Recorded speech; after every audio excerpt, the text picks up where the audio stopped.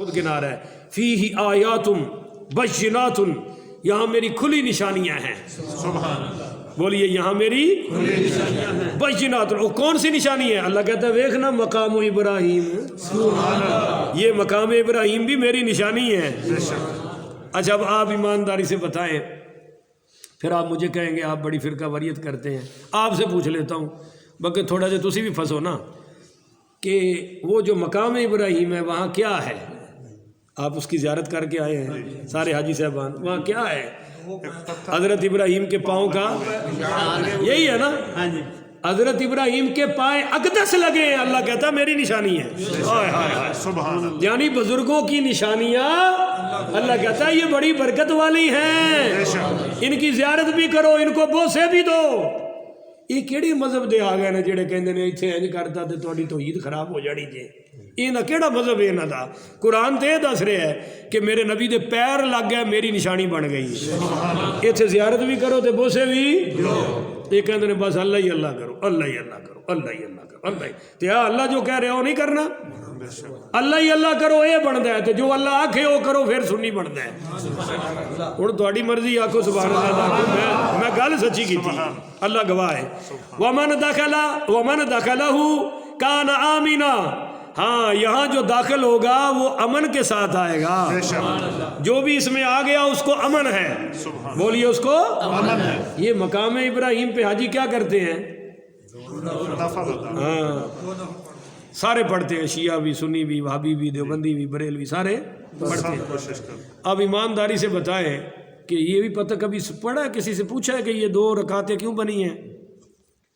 کوئی بتائے نا جی، بولیں. ہاں بس ایک قصور ساڑھے مولوی دا ہے. ہاں جزاک اللہ، کہو نا سبحان اللہ. ماسٹر صدر صاحب جی میرے کو 500 ہوتا تو ایمان نہ تھوڑا بنتا ہے. اس ٹائم ہے کوئی؟ اچھا وہ بھی سیاڑے نو کہتے دے دیا جی. ماسٹر صاحب ہی نہیں آخر بھی میں کر کے دے دینا. سبحان اللہ. اللہ ماسٹر صدر صاحب کو اجر عطا فرمائے. تساں دسیا سی اینو یاد رہیا، دوجے بھول گئے، انہاں کو لے کے اینو دے چھوڑو. پڑھدا تے تاں ہی میں تاں ہی آکھیا نا بھئی جنہاں نو نہیں آیا وہ دین. مینوں تے پتہ ہے میں بندا ہے صدر صاحب دا. اللہ انہاں نو جزائے خیر عطا. بہت اچھی بات کی ہے، میرا دل باغ ہو گیا ہے. میں اللہ دی قسم میرے کے 2 قرآن پہ ہیں، میں یہی چاہنا کہ تانوں علم آ جائے. بے شک بے شک. میں تہاڈی یہ خدمت روزانہ اس واسطے کر رہا ہوں بھی تانوں پتہ لگ جائے. بے شک. تسی کل نو کسے بد عقیدہ کول مار نہ کھاؤ. بس اللہ بھی راضی رہے، انہاں محبوب بھی راضی رہے، اور قرآن و حدیث دا علم آ جائے. اس تو بڑی کوئی دولت ہے ہن گل میرے منہ تو آئی کھلوندی کوئی نہیں. یہ مینوں بیماری ہے بہت بڑی. میرے کو حاجی عبد الرحمان صاحب پرسوں تشریف لے آئے. یہ ماشاءاللہ عاشق قرآن نے اللہ انہاں دا عشق قبول فرمایا. تے یہ یقین کرو بڑے درد دل نال آئے. حالانکہ انہوں تو فکر ہونی چاہیے کہ میں ہر واری 10,000 روپیہ دینا تو چلو مولوی اگر رڑ جائے تو میرے بچتے جان گے. پر انہاں الٹا آ کے مینوں سمجھایا کہ شاہ جی میری پسندہ پہلا مولوی آیا ہے. بے شک. کہ میری یہ خواہش سی کہ اتنے کوئی عالم آئے جڑا سانو قرآن سمجھائے. وہ تسی آئے ہو تو تسی باقی سارے کام چھڑ کے نا سانو صرف قرآن تے ہی رہا کرو. بے شک. کیسی محبت ہے، کہو سبحان اللہ. سبحان اللہ. انہاں فرمایا اسی یہ چاہتے ہیں کہ ہر حالت جب الناس تک سفر پورا ہونا چاہیے. اس کے درمیان کوئی ایسا مسئلہ نہ آئے کہ خدا نخواستہ سانو یہ رستہ بند کرنا پوے یا اسی وچے ہی رہ جائیے. تو انہاں میں بڑے درد دل نہ رات دے ٹائم بڑی سخت سردی چاہ کے سمجھایا، اور میں پیچھے گھنٹہ دعا کی تھی کہ اللہ انہوں اس محبت دا اجر عطا فرمائے. کتنی اچھی فکر ہے کہ سفر بالناس تک ہو جائے. بہرحال ذرا سمجھو کہ بات اصل وچ کی ہے. اے حضور پاک پڑھی صلی اللہ علیہ وسلم. جو ماسٹر صدر صاحب نے اشارہ کر دیا، میں اس اشارے کو واضح کر رہا ہوں کہ اللہ تعالیٰ نے فرمایا، حضور پاک حضرت عمر کو بتا رہے تھے اے عمر یہ مقام ابراہیم ہے، اس پتھر پہ کھڑے ہو کے حضرت ابراہیم نے تعمیر کی ہے. تو حضرت عمر تو پھر سنیوں کے امام ہے نا، عاشقوں کے امام ہے. وہ کہنے لگے یا رسول اللہ میرا دل کرتا ہے میں یہاں شکرانے کے 2 نفل نہ پڑھ لوں. تو حضرت حضور پاک کہنے لگے یار عمر یہ تو تیری خواہش ہے نا، میں تو اللہ کے حکم پہ چلتا ہوں. اسی وقت وہی آ گئی واتخذوا من مقامی ابراہیم مصلی. اے میرے محبوب جو بات عمر نے فرشوں پہ کہی ہے میں عرشوں پہ قرآن بنا کے نازل کر رہا ہوں. اللہ نے نہیں سی پتا کہ نہ باغ فتح کھا جانے. اللہ نے کیوں ان کی شان پہ قرآن اتارا ہے؟ آج سارے حاجی وہاں نفل پڑھتے ہیں اور ثواب حضرت عمر کی بارگاہ میں خود بخود جا رہا ہے. پڑھیے ذرا سبحان اللہ. سبحان اللہ. تو میرے بھائیوں اس لیے اللہ تعالیٰ نے فرمایا ہاں ومن دخلہ کان آمنا، جو یہاں داخل ہو جائے اس کو امن ہے. بولیے جی اس کو کیا ہے؟ امن ہے. حضرت عمر بن خطاب رضی اللہ ہاں میرا دل حضرت عمر پہ رو رہا ہے، یقین کرے خوشی سے. حضرت عمر نے اس آیت کو سن کر فرمایا کہ اگر میرے باپ خطاب کا قاتل بھی حرم میں داخل ہو جائے تو میں اس کو کچھ نہیں کہوں گا. سبحان اللہ. میں اس کو کچھ نہیں، کیونکہ اللہ نے امن دے دیا ہے. بے شک بولیے اللہ نے امن دے دیا. امن دے دیا ہے. ہاں یہ لکھا گیا ہے کتابوں میں اور یہ ساری میرے سامنے پڑھی ہیں. اتنا ٹائم نہیں کہ میں آپ کو ہر ایک حدیث سناؤں. ایک حدیث ہاں پھر بھی سناؤں گا تاکہ ساری بات واضح ہو جائے اور کوئی کسر نہ رہے. سنیے علماء لکھتے ہیں کہ اگر کوئی ڈاکو، کوئی چور، کوئی قاتل، کوئی زانی بیت اللہ میں داخل ہو جائے تو بیت اللہ میں اس کو کچھ نہیں کہا جائے گا. بے شک بولیے بیت اللہ میں اس کو کچھ نہیں کہا جائے. اگر وہ وہاں کچھ اور نہ کرے. بے شک. اب جیسے وہ ایرانیوں نے وہاں گھس کے تو فائرنگ شیئرنگ شروع کر دی تھی. اگر وہ آرام سے بیٹھے رہتے تو ان کو کوئی کچھ کہتا مگر انہوں نے تو وہ سارا اسلحہ پہلے ہی چوری چھپے اندر پہنچایا ہوا تھا. 1979 کا یہ واقعہ جی حاجی صاحب. پھر یہاں پاکستانی فوج بھی گئی اور وہ بڑا مسئلہ خراب ہوا. اس حالت میں تو کوئی رعایت کے وہ مستحق ہے نہیں. ویسے کسی نے باہر چوری کی ہے، باہر قتل کیا ہے، باہر ڈاکہ مارا ہے اور وہ بیت اللہ میں آ گیا تو اس کو کچھ کہا نہیں. پر یہ لکھا ہے کہ اس کو کوئی پانی نہ پلائے، کوئی کھانا نہ دے تاکہ یہ مجبور ہو کر باہر نکلے. جو ہی باہر نکلے پھر دھر لیا جائے گا پر اندر کچھ نہیں کہا جائے گا. ومن دخلہ کان آمنا، کیونکہ اللہ نے امن دیا ہوا ہے. میرے نبی پاک پڑھیے صلی اللہ علیہ وسلم نے، یہ ترمذی، بخاری، مسلم، نسائی میں حدیث آ رہی ہے، سب کتابوں میں ہے کہ حضور نے مکہ فتح کے دوسرے دن خطبہ دینے کے لیے کھڑے ہوئے اور فرمایا کہ مکہ مکرمہ کو اللہ تعالیٰ نے حرمت والا بنایا ہے. لوگوں نے اسے حرمت والا نہیں بنایا، اللہ نے بنایا ہے. لوگوں نے، اور وہ آدمی جو اللہ پر، یوم آخرت پر ایمان رکھتا ہے اس کے لیے حلال نہیں ہے کہ وہ مکہ مکرمہ میں خون بہائے اور نہ ہی اسے یہ اجازت ہے کہ وہ درخت کاٹے. ہاں اگر کوئی رسول اللہ صلی اللہ علیہ وسلم کے حملہ کرنے سے استدلال کرے، یعنی اگر کوئی تم سے کہے بھی حضور نے بھی تو مکہ فتح کرتے وقت بیت اللہ پہ حملہ کیا ہے یا نہیں کیا، یعنی قریشیوں پہ حملہ کیا ہے، اگر یہاں امن ہے تو پھر حضور نے اس کو فتح کیوں کیا ہے؟ تو آپ نے فرمایا تم اس کو جواب میں کہنا کہ اللہ تعالیٰ نے اپنے رسول کو اجازت دی تھی پر تمہیں اس کی اجازت نہیں دی. بے شک ایک دن کی ایک مخصوص گھڑی میں اسے میرے لیے حلال کیا گیا تھا، پھر آج اس کی حرمت اسی طرح لوٹ آئی ہے جیسے اس سے پہلے اس کی حرمت تھی. یعنی میرے لیے یہ حلال تھا کہ میں نے چونکہ اس کو فتح کرنا ہے، پاک کرنا ہے، 360 بت بھی نکالنے ہیں. اب وہ نکل گئے، مکہ فتح ہو گیا. آج کے بعد یہاں کوئی لڑائی جھگڑا کر سکتا نہیں. تو بھائی فرمایا وَلِلَّهِ عَلَى النَّاسِ حِجُّ الْبَيْتِ مَنِ اسْتَطَاعَ إِلَيْهِ سَبِيلًا، اور اللہ کے لیے لوگوں پر اس گھر کا حج کرنا فرض ہے. استطاع سبیلا، من استطاع الیہ سبیلا، جو اس کے راستے کی طاقت رکھتا ہو. اچھا جی، حضور پاک پڑھیے صلی اللہ علیہ وسلم نے فرمایا کہ حج فرض ہے. بولیے حج فرض ہے. تو ایک پیارے صحابی کھڑے ہو گئے، کہنے لگے یا رسول اللہ کیا ہر سال فرض ہے؟ آپ نے اس کا سوال اگنور کر دیا، نظر انداز کر دیا، نہیں جواب دیا. اس نے پھر کیا، پھر تیسری بار کیا، تو پھر آپ نے فرمایا قسم ہے مجھے اس ذات پاک کی جس کے قبضہ قدرت میں میری جان ہے، اگر میں تیرے سوال پہ ہاں کہہ دیتا تو ہر سال فرض ہو جاتا. یہاں مولوی کہتا ہے جی نبی نے اختیار ہی کوئی نہیں، نبی نے اختیار ہی کوئی نہیں، اور میرے نبی قسم اٹھا کے فرما رہے ہیں اگر میں ہر سال کا کہتا تو تم پر ہر سال فرض ہو جاتا، اور پھر تمہیں اس کو ہر سال کرنے کی طاقت بھی نہ ہوتی.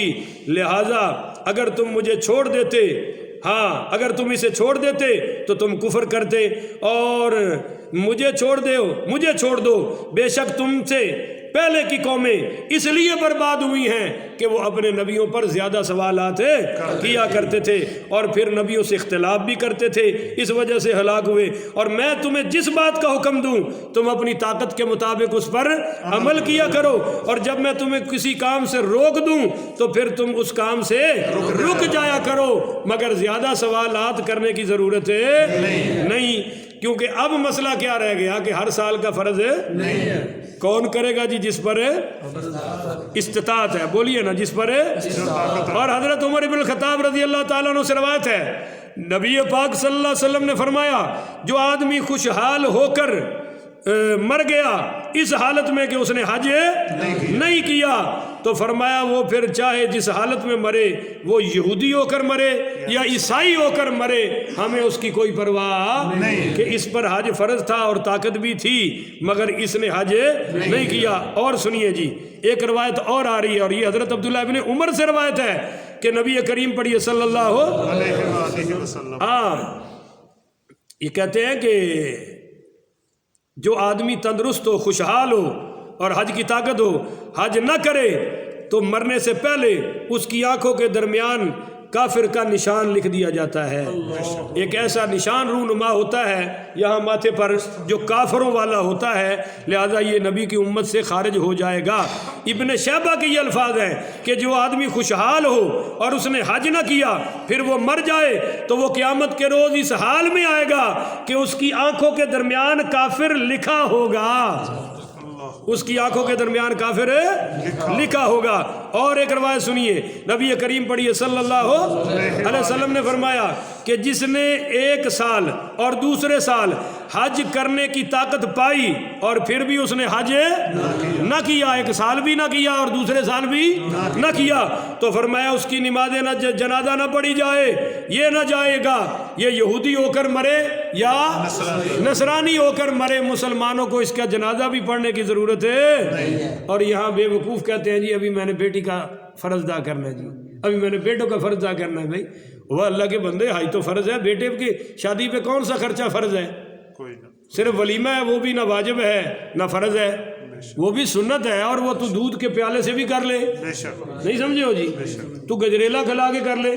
ضروری ہے کہ ماشاءاللہ شادی ہال بک کرنے ہیں اور وہ حلال حرام کی مرغیاں اکٹھی کر کے سب کو کھلانی ہیں، بکرے شکرے کھلانے ہیں، یہ تو کوئی ضروری نہیں۔ اور بیٹی کی شادی کے جتنے خرچے ہیں یہ سارے ہم نے اپنے اوپر ڈال رکھے ہیں، وگرنہ بچی کی شادی کا اصل خرچہ تو لڑکے پر پڑتا ہے۔ بے شک، بولیے کس پر پڑتا ہے؟ لڑکے پر۔ حق مہر کس نے دینا ہے؟ لڑکے۔ سارے بولو، ولیمہ کس نے کرنا ہے؟ تو بچی کو کیا خرچہ ہے بھائی؟ تو کیوں یہ لوگ کرتے ہیں ایسا؟ جائیداد کا حصہ تو دیتے نہیں، اور الٹا وہ جہیز اتنا دیں گے کہ غریب کی بیچارے کی راتوں کی نیندیں اڑ جائیں گی، اور بچی غریب کی سسکیاں لے کے آہیں بھر بھر کے راتوں کو رو کے کہتی ہے اللہ میری کیا قصور ہے، میں بھی تو کسی کی بیٹی ہوں، میں بھی تو لگتے جگر ہوں۔ امیروں نے تو کاریں بھی دے لی، بگلے بھی دے لیے، ماشاءاللہ وہ پتہ نہیں کیا کیا اس میں دے لیا، 8 فریجیں دے لی، ٹی ویاں دے لی، اور سب کچھ دے لیا، غریب کی بچی کیا لے کے جاتی ہے؟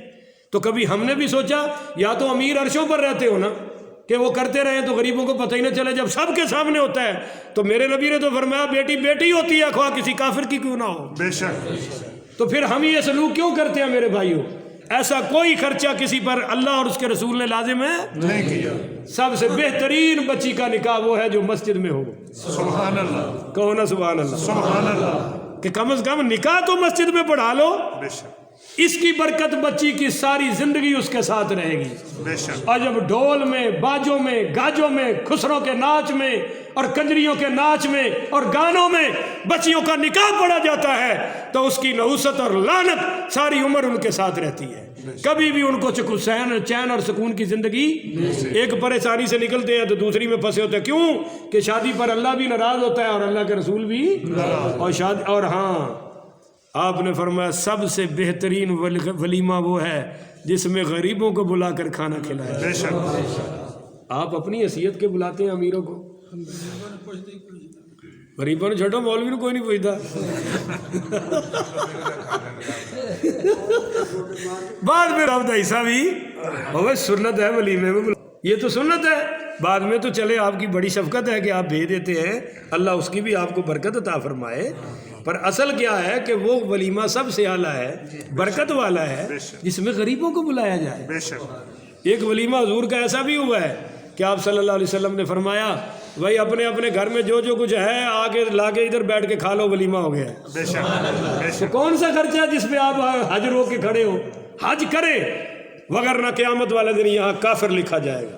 یہ اللہ کہہ رہا ہے بے شک کہ وَلِلَّهِ عَلَى النَّاسِ حِجُّ الْبَيْتِ مَنِ اسْتَطَاعَ إِلَيْهِ سَبِيلًا، کہ اللہ نے حج مقرر کر دیا ہے، فرض کر دیا ہے ان لوگوں پر جن کو اس راستے کی طاقت ہے۔ بے شک بولیے جن کو اس راستے کی طاقت ہے۔